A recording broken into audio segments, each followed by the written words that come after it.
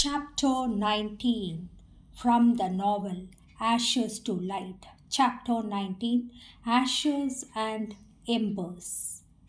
I would like to narrate it now.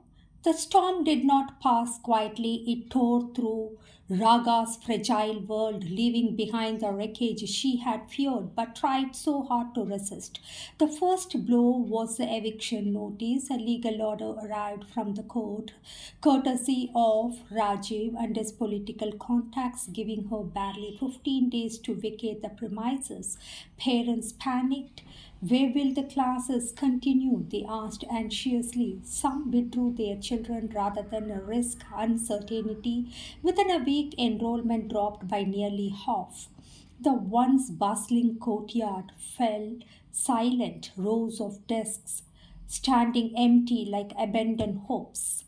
Then came the closure order. The inspector filed his report declaring the school non-compliant and unfit, non-compliant and unfit. Armed with it, local police visited the premises.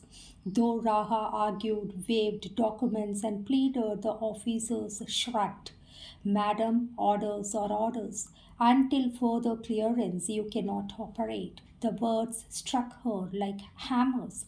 She watched in horror as they locked her classroom door, sealing away not just books and desks, but her very dream. The children wept. Arjun clung to her sari, whispering, Amma, don't cry, you will start again.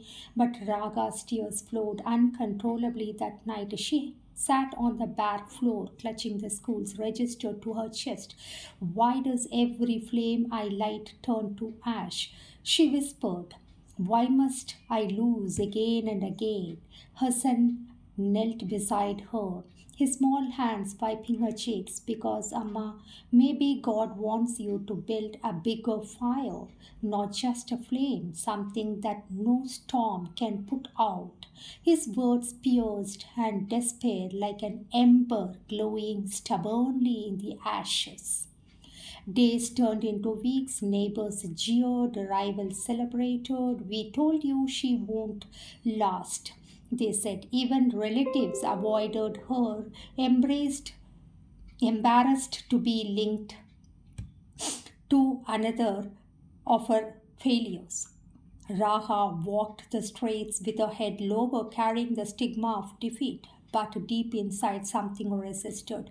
Every insult, every jeer, every closed door only hardened her spirit. Like iron hammered in fire, she felt herself changing, not weaker but sharper. One evening, she opened her diary and wrote with fierce determination, they can burn my school, they can scatter my children, they can bury me in ashes, but from ashes rise embers, and embers can set the world aflame.